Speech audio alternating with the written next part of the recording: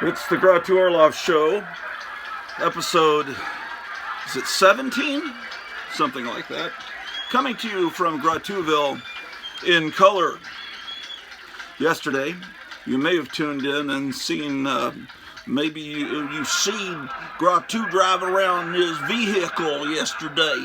Well, Grottu was going all the way down to Grand Prairie, Texas. And down there in Grand Prairie, Texas, I seen a bunch of comics. I saw them. They were so cool. I Grottu had to pick up a pile of comical books, funny books, about this high. And I'm going to show them to you. So this is a haul video, ladies and gentlemen. Okay. So, what shall I show you first? Forget this fucking shirt.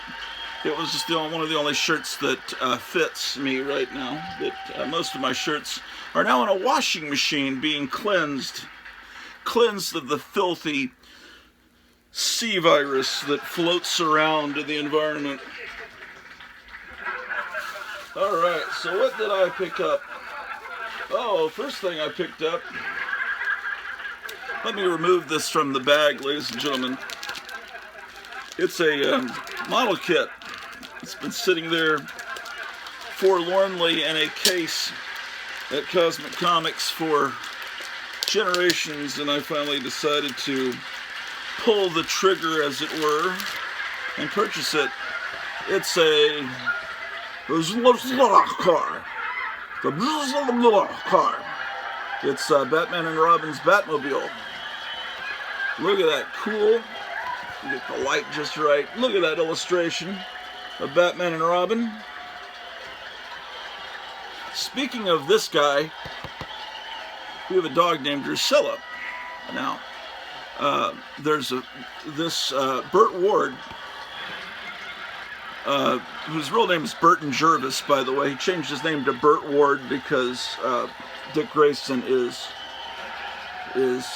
Bruce Wayne's ward. Get it? So he's Burt Ward. Anyway,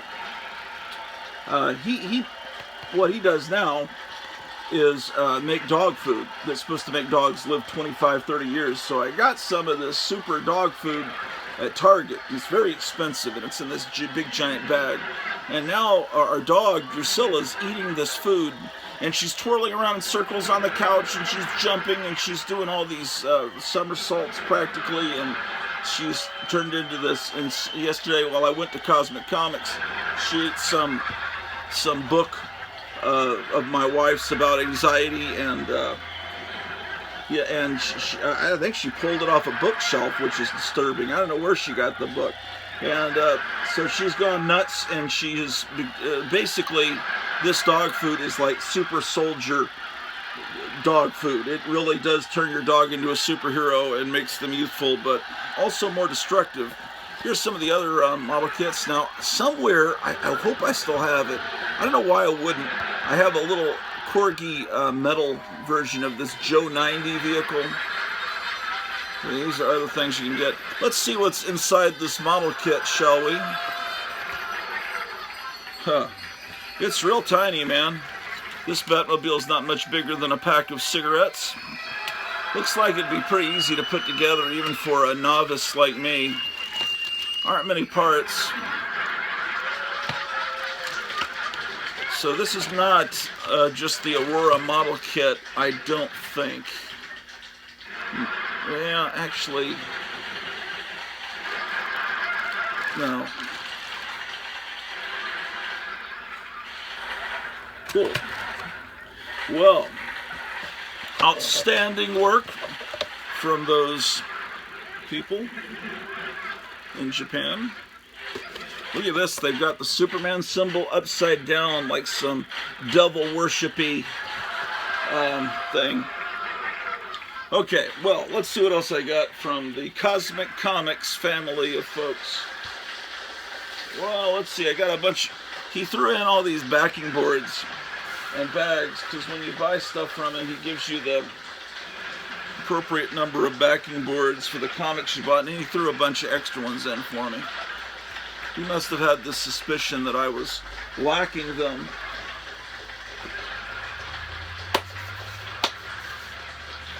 Alright, so let's see what I got. because you've been wanting to see. I've been getting lots of fan mail after yesterday's video showing me in the car going to Cosmic Comics, and I was saying I was going to get this one book that I really wanted, and you probably were wondering what it was. Well, 2 weeks ago when I went, or last week, or whenever the hell I last went to Cosmic Comics, I remember I picked up Korak, Son of Tarzan, the first DC issue. There, right? So, and I knew they had a few others there that I don't think I have. If I do, well then now I've got duplicates. But I went back and I got the other ones that they had there because I just didn't want them sitting there alone. And this is Korak number 56. They continue the numbering from the Gold Key issues. Just DC got the rights to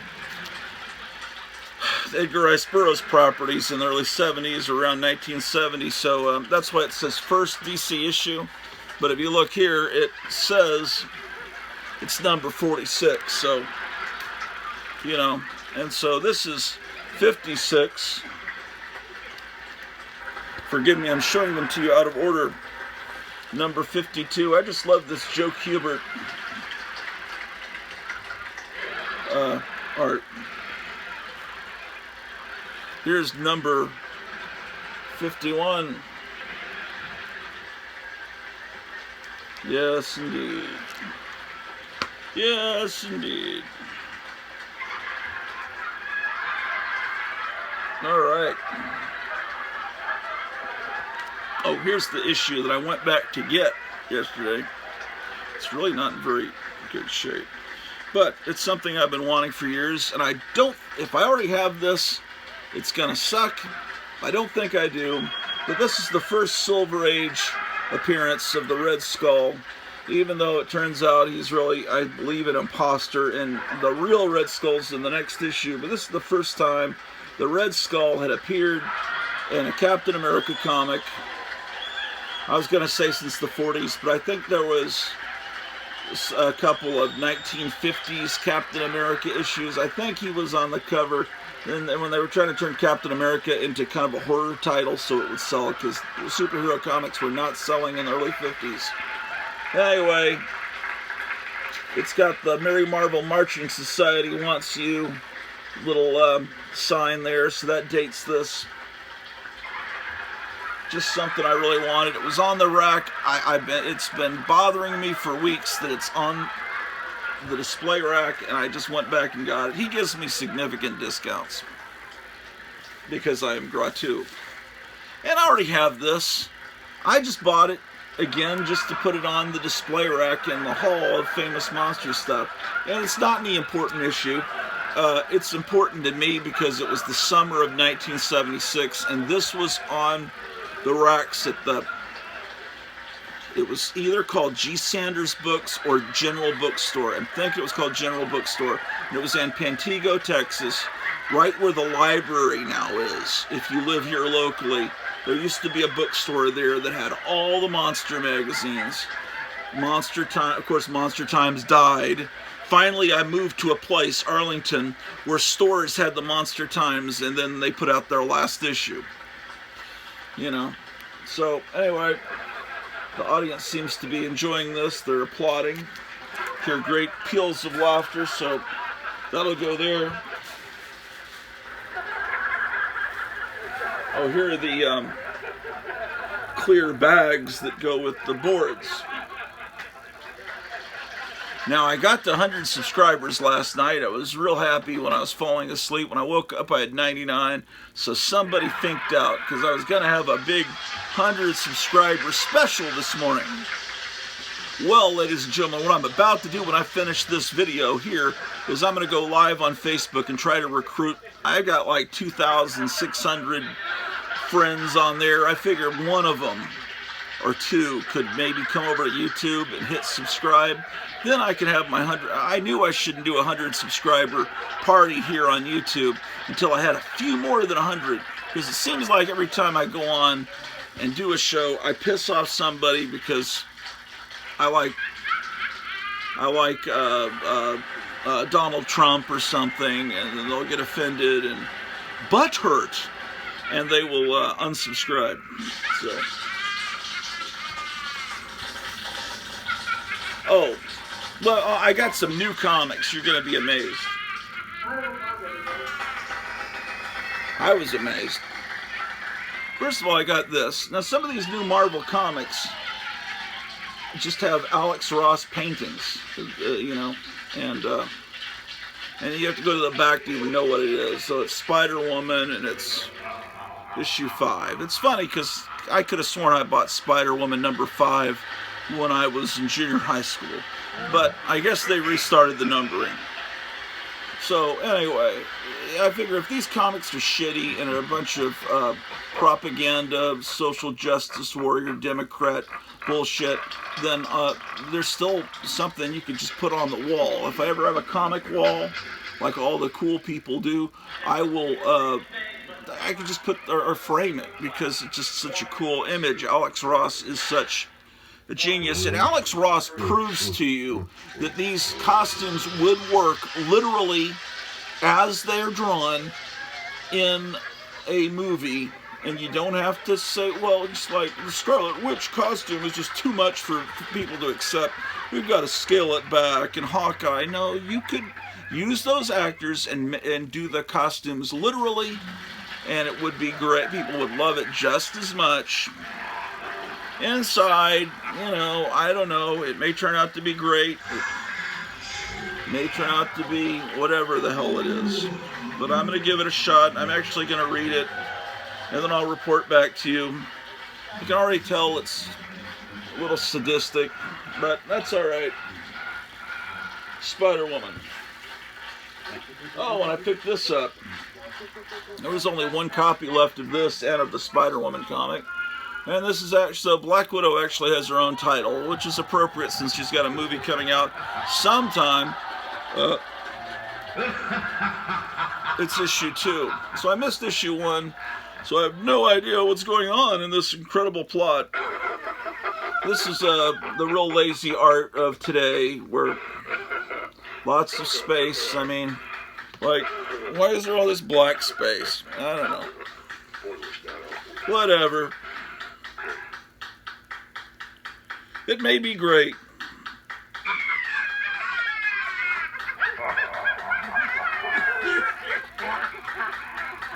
I don't know. Who knows what it would be? I'll figure out when I read it. I just like the cover. I always like the design of the Black Widow. That looked great. Oh, and I got this, Medusa, which is actually Fantastic Four Antithesis number 3. So probably I'll have no idea. I can probably figure it out, but I have not read Antithesis 1 and 2, and I had no idea Antithesis 1 and 2 even existed, but artwork is not terrible. It's not terrible. I don't know. That drawing of Johnny Storm is a little weird. I guess Sue Storm looks okay. Well, Johnny Storm didn't look that bad in every picture. The fuck? What is this? The fucking hell? It looks like Galactus has joined the Fantastic Four. What? I'll figure out when I read this incredible comic book. What is this? Oh. The fuck? Oh, I bought this. I just wanted to read some Fantastic Four. I guess this is a special memorial edition for Chadwick Boseman. They had a bunch of different covers. I'm not a big fan of multiple covers, variant covers. I just don't get it. Okay, so Reed Richards has a beard. All right. I'm looking at this ad. I like that artwork in the ad more than I like the artwork in the comic. I'm gonna give it a try. I'm trying to be open-minded. I've been knocking these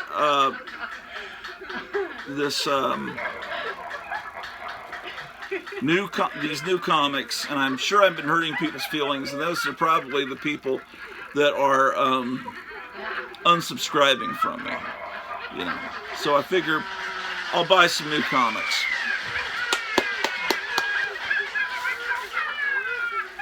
Oh, some more boards. She was really generous with that. Shit. He's probably trying to win me over as a more regular customer, you know. Now, he gives these to everybody, but I don't go in there very often because I don't go in any comic stores very often. Damn, the siren reminds me, I've got to get out there and buy supplies and provisions. I'm fucking up. I still am being too lazy, and we only have a few days till this election when things could go spectacularly awry.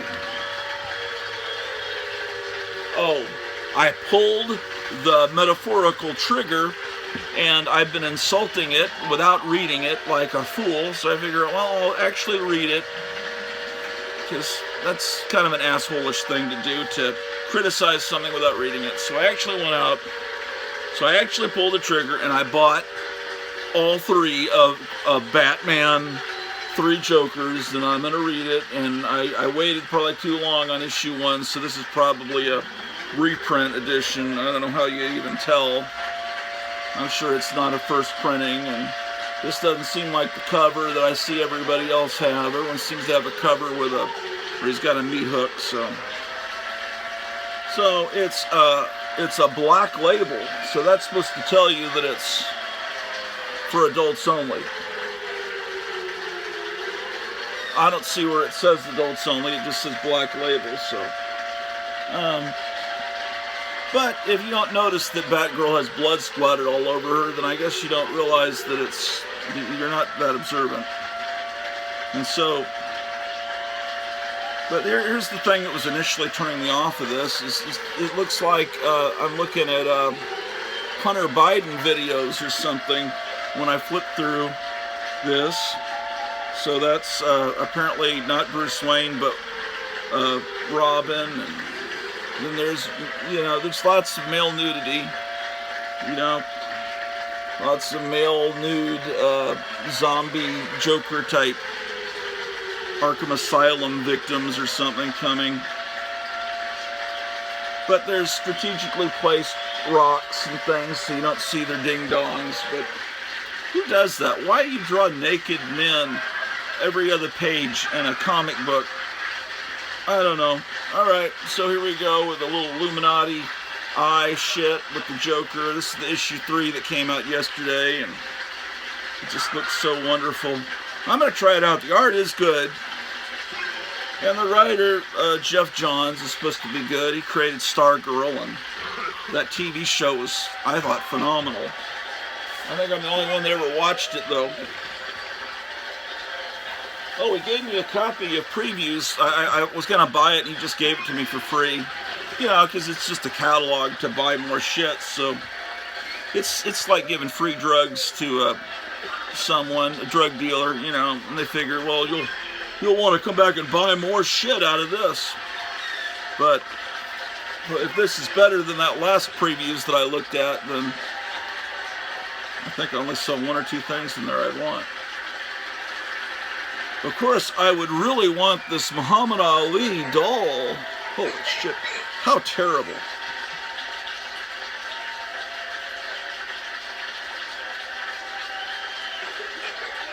Well, they have all kinds of horrible things in here.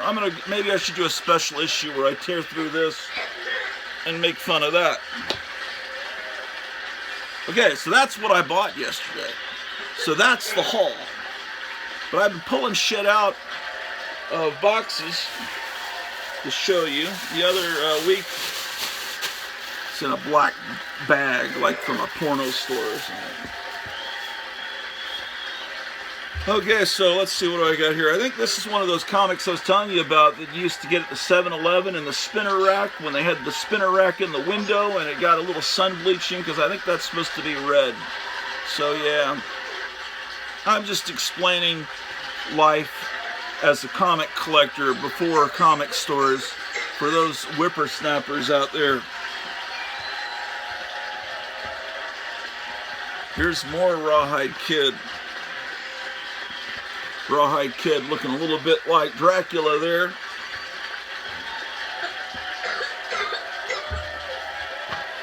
What do we have here? Question is, why did I even buy this? It's Reagan's Raiders. It's a hilarious comic where Ronald Reagan is secretly a secret agent. Not very well drawn. I would imagine this was made in the 1980s. I don't know what makes me think that. You got your ads for Hulk Hogan magazines on the back. That's a clue. The fact that Ronald Reagan is the star. Yeah, they're trying to make it look like Neil Adams art.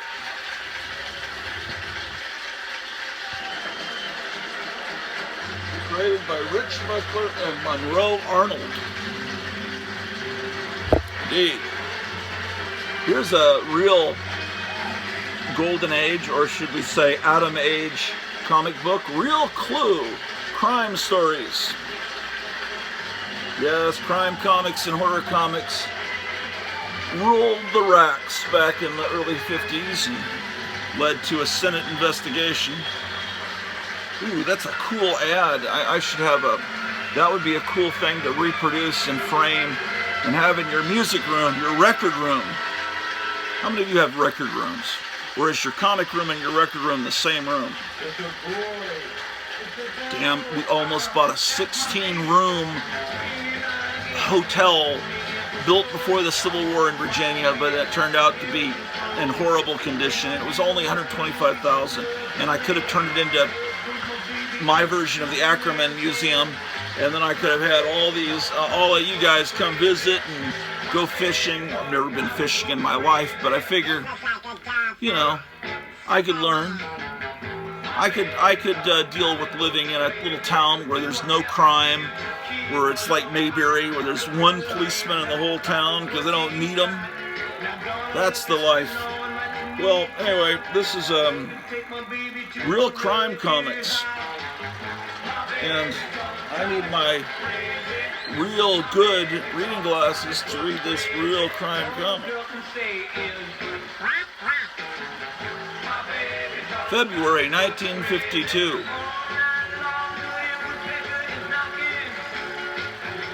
I look like a psychopath with those glasses on. Oh, this is in terrifically bad condition. But it's Popeye. I must have gotten this in one of those bags of wounded comics from Buddy Saunders' Lone Star Comics back before it said sayonara and became mycomicshop.com, an online an online vendor.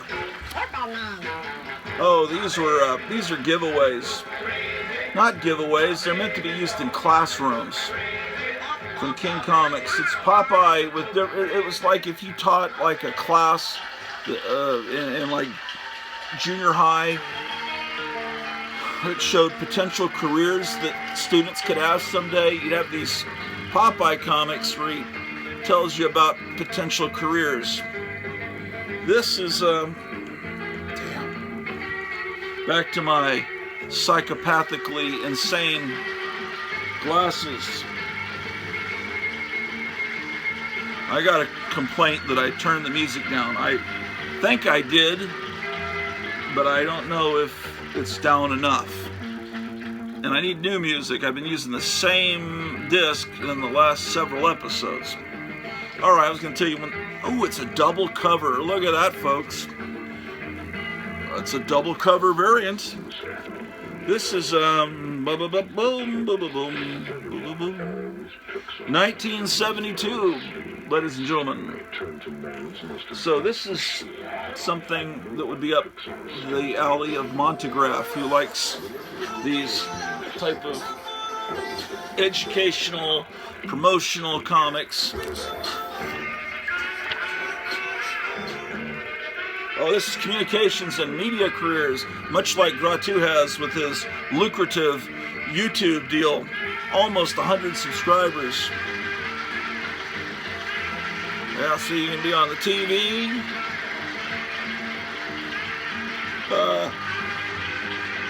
Also 1972. You can even cover wars.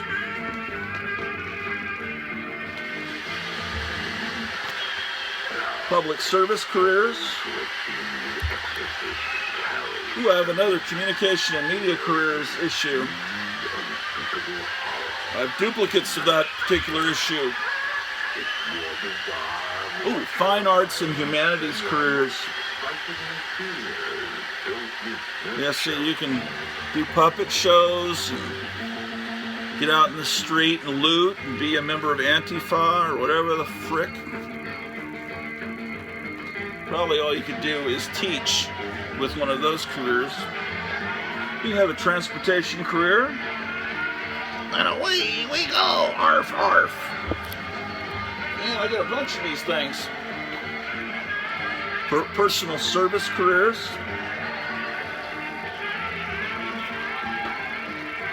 Personal service, I got multiple copies.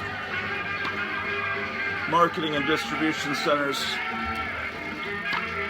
These were gonna, I just got these from, they were gonna be tossed out at my school. I saved them. They're in really good shape because no kid ever really read them. Because kids don't read. But that's not a very politically correct, hey, the comics back in the 70s, 60s, 50s, whatever, 40s especially, always use that particular color. Yeah, see, they always use that particular shade for someone that's Asian. If you ever saw someone actually with that skin color in real life, you'd be concerned whether they're even alive. Ah, here's one of my childhood comics. I really love this particular Atlas comic, Planet of the Vampires. It's the first issue. They look like they're right ready to be action figures. The little symbol on the chest. Probably influenced by Star Trek. That's just great. Just great art. And Planet of the Vampires #2.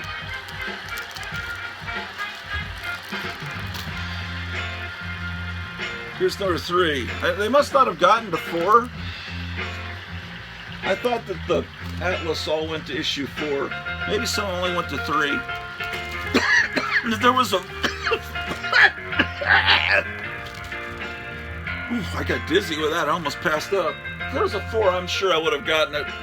What else do I have here? Oh, here's the 60s. They tried to bring back Plastic Man in the 60s. Didn't go over too well. Plastic Man #6. But you know what I kind of enjoyed is in the 70s, around 1976 or so, they brought back Plastic Man. So here's #11. I really enjoyed it. Didn't last long.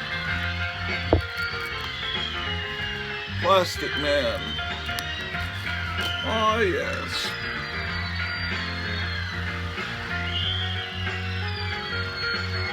I definitely have to rebag that. The bag's getting kind of buckled. Oh, here's that Ernie Chua, also known as Ernie Chan. His covers were very spectacular looking back in the 70s. I showed you in a previous video a couple of days back how much I liked that particular artist. He was doing Detective Comics and Batman, and here he is again. I mean, look at that. I mean, that art is just great. And it looks like, he always has the date.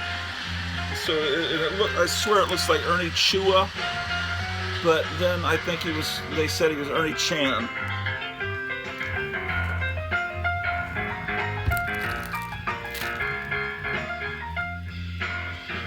He didn't do this cover, so it's not as good. This is #12.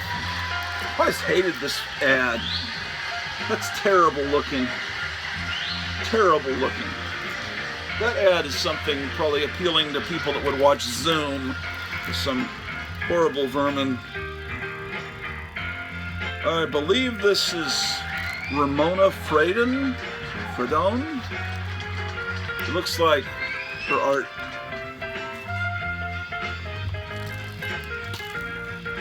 I could be wrong. And I believe this is her too. Plastic Man is one of those things where you can't draw Plastic Man too serious. You have to get this right mixture. The artwork needs to have a whimsy to it. Marie Severin would have been perfect for Plastic Man. You've got to have an artist that's somewhere in between, like C.C. Beck on Captain Marvel or Will Eisner on The Spirit. Plastic Man can't be done too serious, and you can't do him too cartoony looking either. It has to be somewhere in the middle. Yeah, that's Ramona Fredone. Probably Fredone, what do you think? One of those names you've never heard pronounced, because, let's face it, when in your life are you ever able to talk to other people about obscure artists like that? Maybe at some comic convention. When I went to comic conventions, I would make surgical strikes. I'd go in, I would hate, it's like, I was so looking forward to it. While I was there, I was kind of hating it. There's all these people around me, the smelly and everything, and I get what I wanted, I buy it, I get the hell out. And I thought, I was looking forward to that comic convention for so long. Why did I want to get in right out? It's just like now, I look forward to getting out and going to a store, and then when I'm in the store, all I want to do is leave, because I have this fucking mask on, and the heat goes up into my eyes, and it starts freaking with my eyes, and I just, it's really bad. I can't take these masks. Here's the Phantom Stranger meeting Frankenstein. This is DC's Frankenstein. He's a lot more green than the Frankenstein over at Marvel, who's more kind of just pale.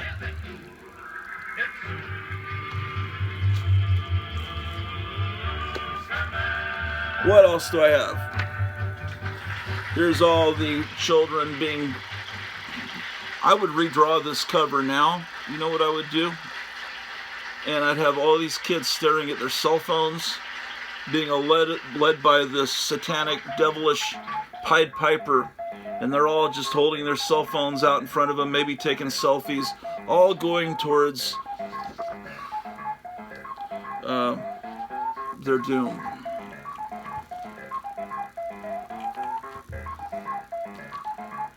Ah, yes, my childhood copies of the Phantom Stranger. I didn't like it when they used this kind of lettering on the cover, because it looks too manufactured. I prefer it when it's like something actually done by hand, not by a machine.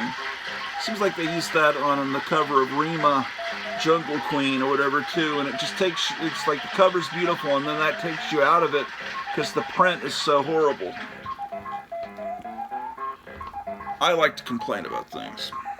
This is when DC for a while was doing the cigar band across the top. What was that, about 75, 76? Let's find out, shall we? Sour, sweet, corn. Well, December, January 1975, 76. See, I'm pretty good with that. An SSP ad. Excellent. Oh, but this ad, that's something that should be framed. See, I'm the kind of asshole, you know, you've got these beautiful comic walls, you know, that everybody's got, you know, Silver Age Dave and all these people have comic walls. I think in a lot of cases, I just have the comics turned around backwards, and I just show the ad on the back. Because I'm insane. The Pink Panther and the Inspector. A Whitman variant. You probably don't care about that. I'm showing this kind of for my wife, but I don't think she'll ever watch this video. Ah, yes. An ad for the military personnel. Mark Jewelers. Incense Magic. And you could use a slingshot to bring down those pesky birds. Okay, so these are comics I traded with a friend, a third grade or fourth grade friend for these comics, because it's like he had these comics with the Marvel block on the side, which meant they were from the 60s, which meant they were from this ancient time. And obviously it's a Dennis the Menace knockoff.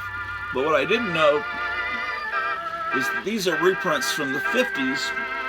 What they've done is they've taken this character and made him look a little less evil. Originally he was called, I think, Marvin the... No. It wasn't Peter the Little Pest. He was like Dexter the Demon. And then they also renamed him something, Wilbur the Apocalypse or something. I don't know. But he looked a lot more evil and demonic in the original comics. But yeah, these are reprints. Peter the Little Pest. Someone told me later that they have retconned this, where this is actually supposed to be Peter Parker as a young kid with, I guess, his original parents before they were killed, and he wound up with Aunt May and Uncle Ben. You know, they're getting rid of the Uncle Ben on Uncle Ben's rice. Shocking, huh? Well, there he goes. That guy's going to have that skull probably marked into his face for the rest of his life. This is Phantom, coming from King Comics, the same company that put out those educational Popeye comics. 1967, you know, I never really saw these on the spinner rack. If they were still around in 1972, like those promotional, those educational comics seem to indicate, I don't remember them on the racks. They must have ended in the 60s, and then maybe they just, in their last gasp, they started cranking out comics to schools where kids had no choice but to read them because it was the only comic, it was a comic that the teacher handed you, but not something you actually chose.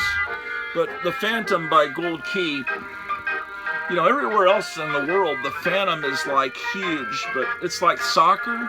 Everyone loves soccer except here in the U.S.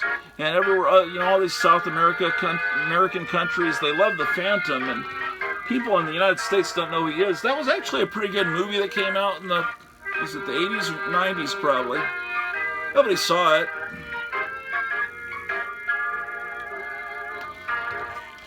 Nobody saw it, but I love these painted covers. And of course the artwork inside is usually disappointing in a Gold Key comic. But the covers just look like pulp magazines. They're so gorgeous. Here's the Phantom Stranger. That's gotta be Neil Adams. I imagine it is.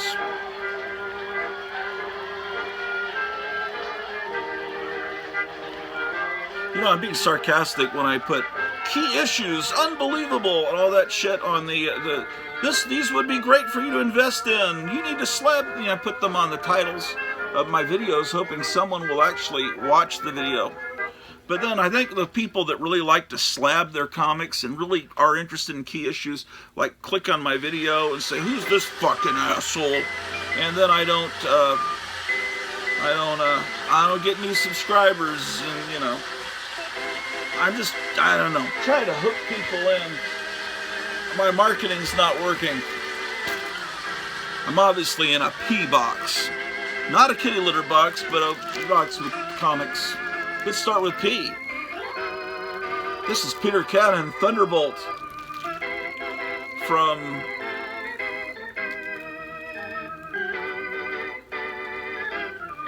this is just Charlton. Yeah, this is Charlton. It just doesn't have the Charlton thing I'm used to.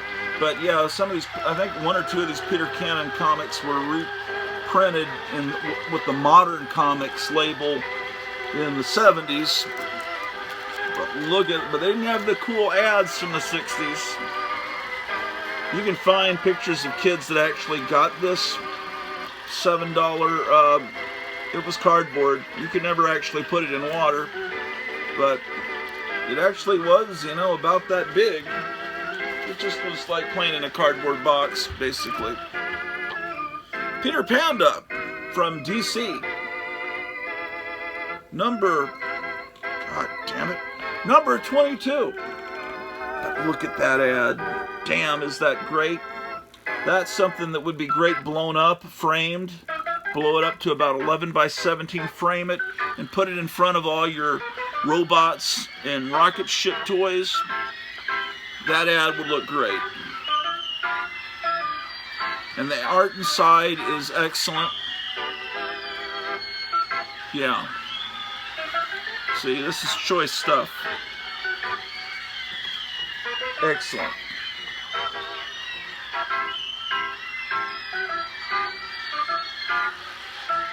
Oh, they got an ad with Joe Louis. Isn't that cool? Great.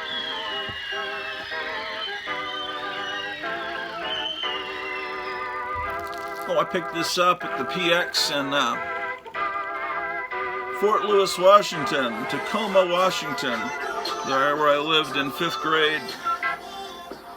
Yeah, first issue of Peter Parker, the Spectacular Spider-Man. So at this point, they had 2 Spider-Man titles with news stories, and then they had Marvel Tales. No. They had this and The Amazing Spider-Man.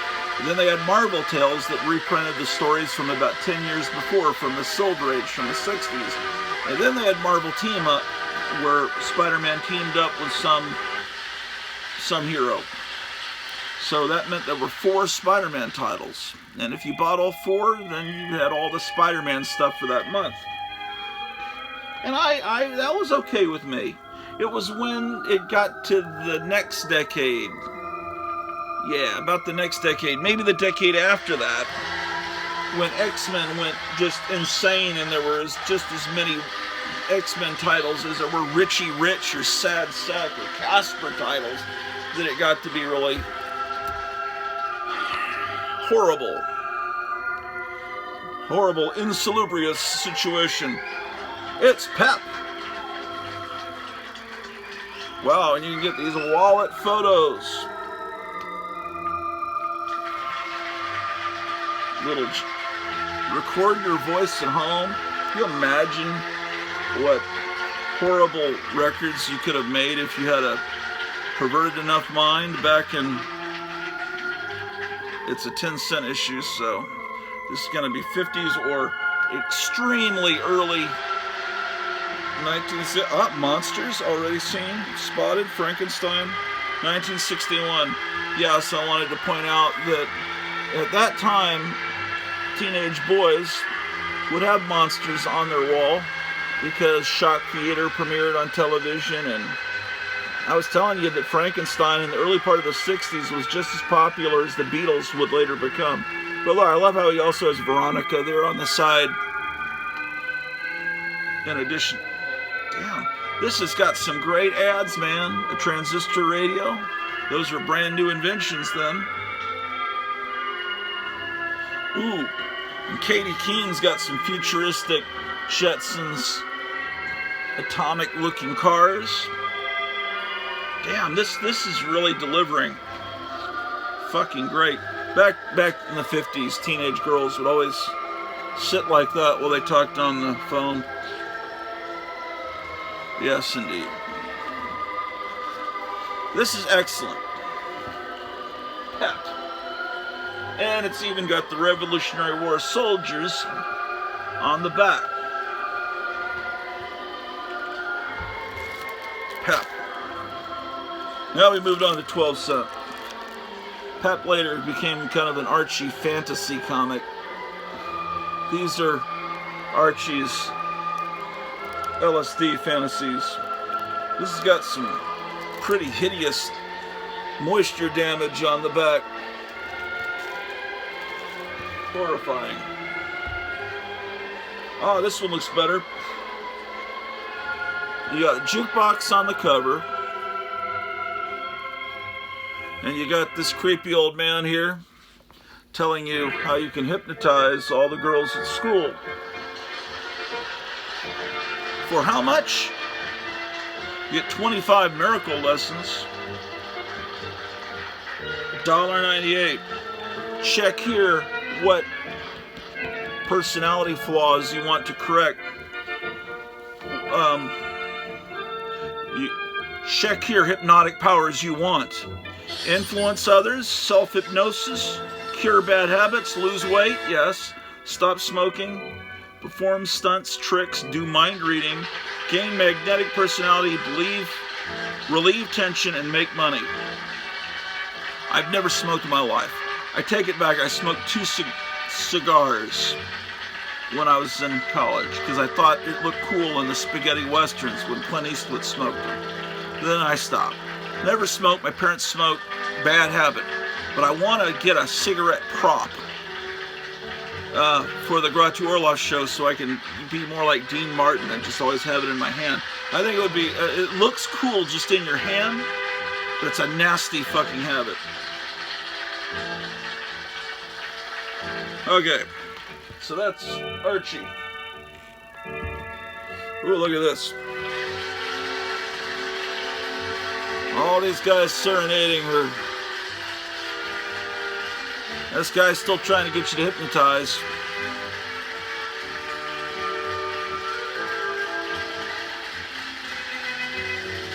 Ooh, you can get military medals so you can convince the girls at school that you're a war hero. And you can look under their clothes with the x-ray specs, and a stopwatch you can use to, I don't know. I have some funny ideas on that, but I don't want to say them. Alright, look at these great ads. Oh my gosh. There's a little imprint. I think someone, well, it's like someone wrote with a pencil or pen, and it looks like it says $4. Someone tried to sell this for $4 at some time. I don't think I paid $4 for it. Oh my gosh. Her father does not approve.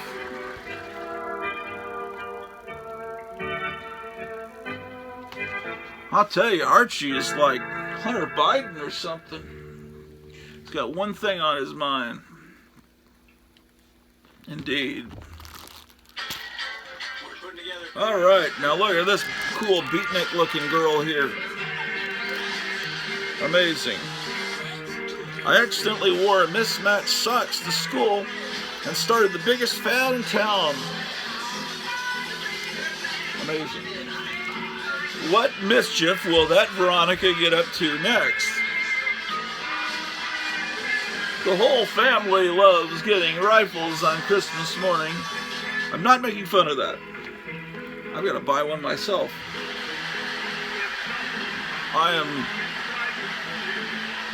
Oh my gosh. It's England's newest singing sensation. What's his fucking name? Doesn't even tell you.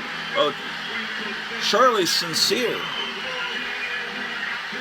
The newest member of the British invasion. More lounging around on the beach. Oh no, it's Archie has gone Tiny Tim on us. It's Tiny Archie. For those of you who don't know what that is, for a brief few years, there was this guy named Tiny Tim, right?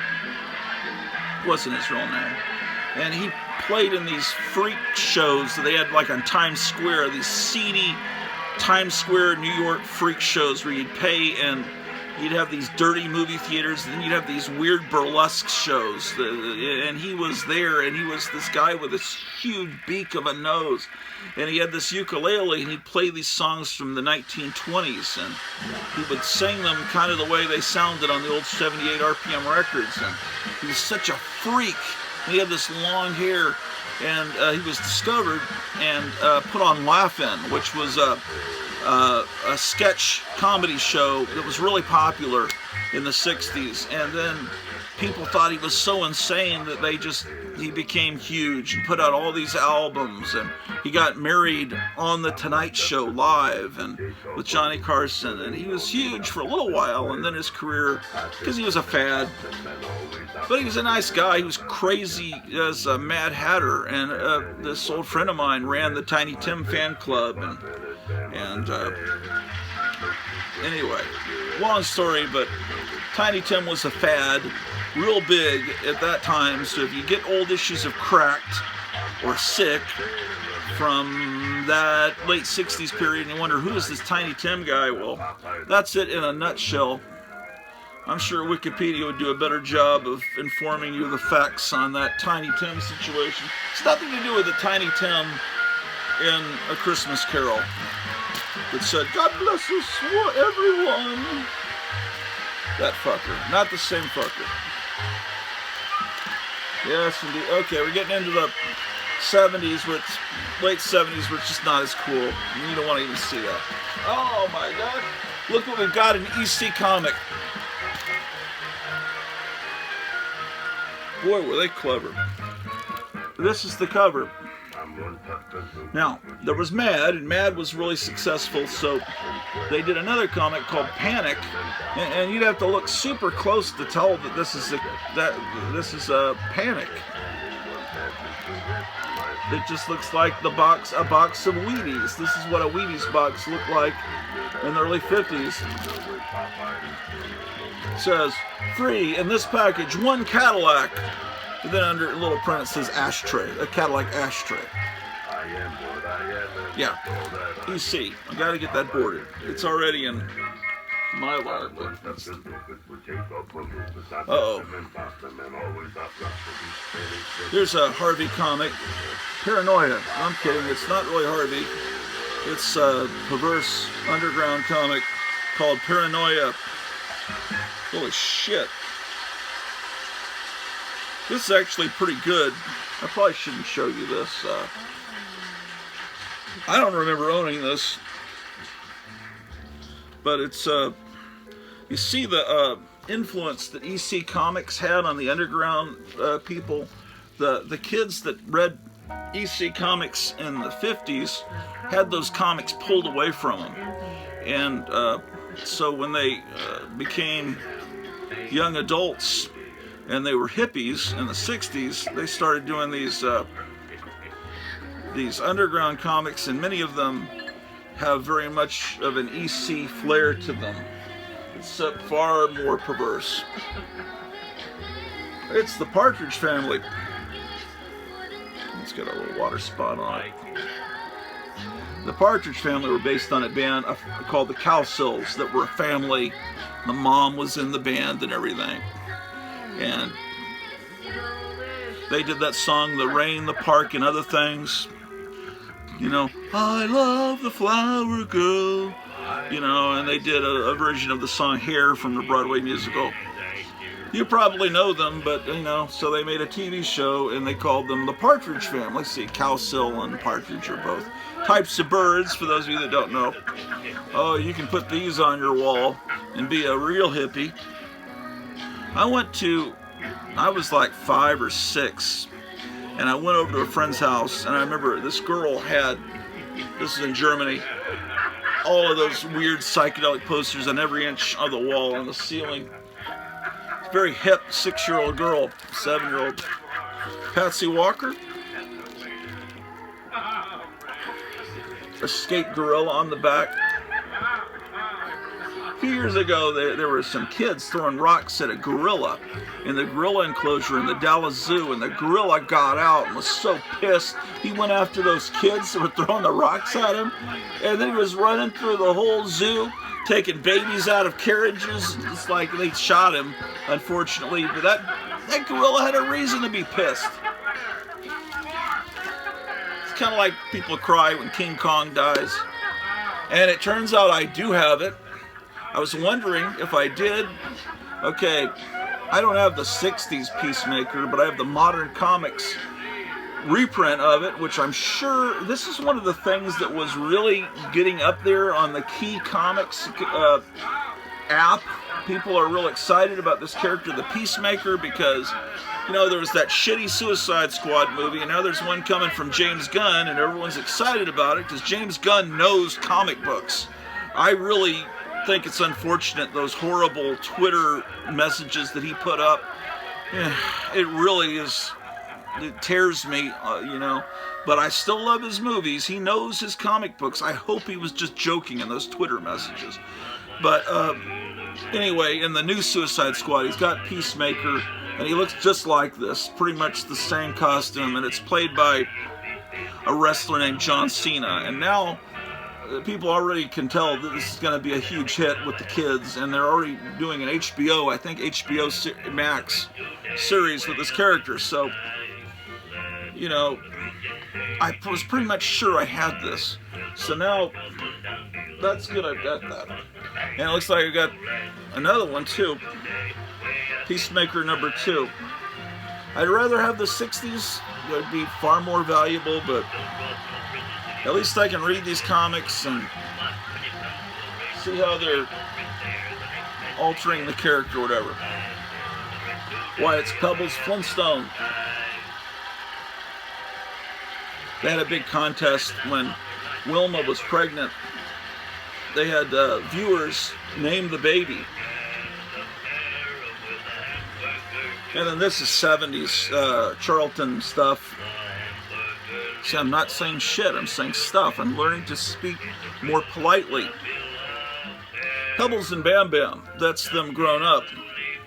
But you know, back in the Stone Age days, people lived to be 1,000 years. In the age of Noah and the Nephilim, people used to live to be 1,000, 2,000 years, and then they altered our DNA, the space aliens, and people didn't live as longer. Now we only get at most 120 years, so that's why you see Pebbles and Bam Bam grown up, but when you, if I could find them, Wilma and Fred still don't have an age. They look the same. Very surreal. Yeah, see, the parents are still, no gray hair. They still look youthful, even though Pebbles and Bam Bam have grown up. Oh, modern, I've got all these modern comics. I thought they were completely worthless. Now I guess people like them, because I guess they didn't sell many. They sure had them at Carswell Air Force Base in Fort Worth, Texas, at the PX, where my father liked to go to buy the cheap groceries every couple weeks. The Outer Limits, excellent TV show. Adele comic book. Amazing, eh? The Outer Limits.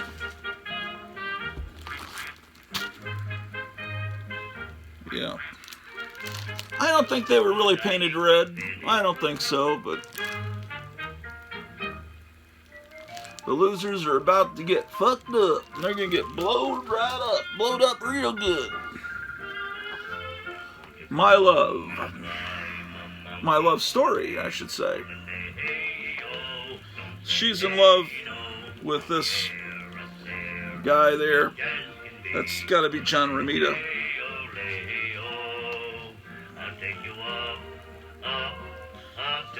Here's John Buscema. Or Buscema. One of those two. John Buscema has a granddaughter named Stephanie Buscema, who is, oh, that's artwork.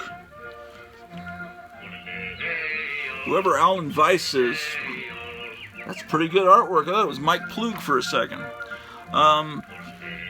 Stephanie Buscema does great art. Yeah, the artwork in these is just great.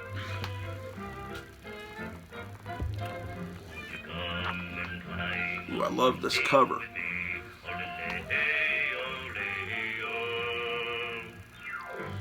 I just love DC War comics. I love Love comics. I love all kinds of comics. Oh, here's the Saturday morning lineup. So this must have been out around September of that year. The Archies were premiering. This must be about 1969. Remember, Sugar Sugar was the #1 song of the year. And you got Land of the Giants on television. Here's the Aurora model. Sergeant Rock. Yeah, I love Sergeant Rock. Got to bag and board all these fucking things. It's hard on the back. Really hard.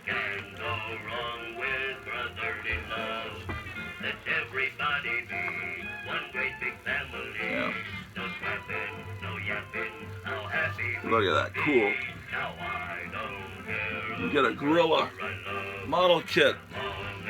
This is always one of those titles it's like, what the fuck is that?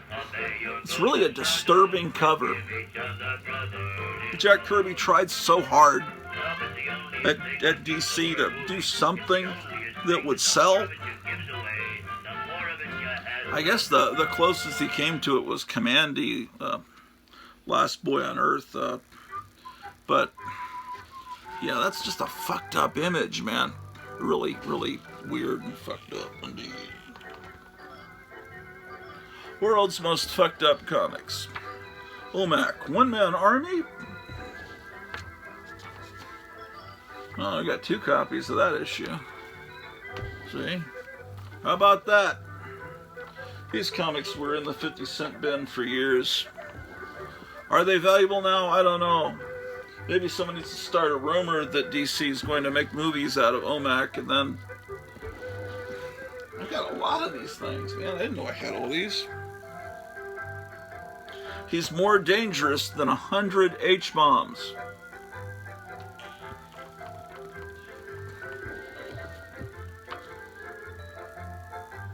Will OMAC meet his fate in the place of fear? We got Joe Kubert drawing these hideous monsters. Oh, look at this, Night Nurse. I got some obscure comics. Night Nurse. Now, this character is in the Daredevil Netflix TV show. She's the one that apparently they said Night Nurse is the nurse that fixes up and stitches up the superheroes when they get hurt. So Daredevil's always going to this nurse. I think they changed her into an African American lady in the TV show, but it's still the same character. And there was a character called Ghost Rider that looked like that. And then they started a new Ghost Rider character that was the guy with a flaming skull head on the motorcycle. So when they brought him back, they couldn't call him Ghost Rider, so they had to call him Knight Rider. So these are reprints of Ghost Rider, and they just got their liquid paper out and whited out Ghost and wrote in Knight. And they had some cheap comics to print because you don't have to pay anyone to draw them. Just have to pay someone to white out the word Ghost. And then I've got the fun of looking through this new issue of previews. So they got a lot of these kind of comics, it looks like. Sacred 6.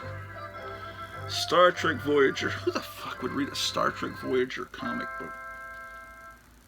It's just...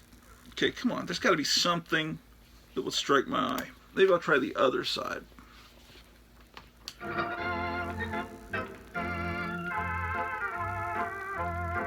It's almost Christmas. First we have to get through Election Day.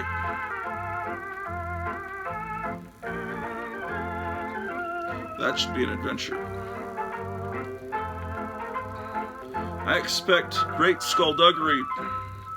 Possibly even, I wouldn't be surprised if the internet was shut down for a few days.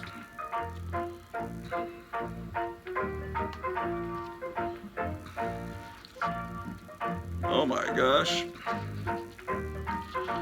This isn't very exciting watching me read through this. Well, I got a lot of reading to do, it looks like here. I think I'm going to try going live on Facebook and see if I can recruit some people here. So, I will see you tomorrow, Friday.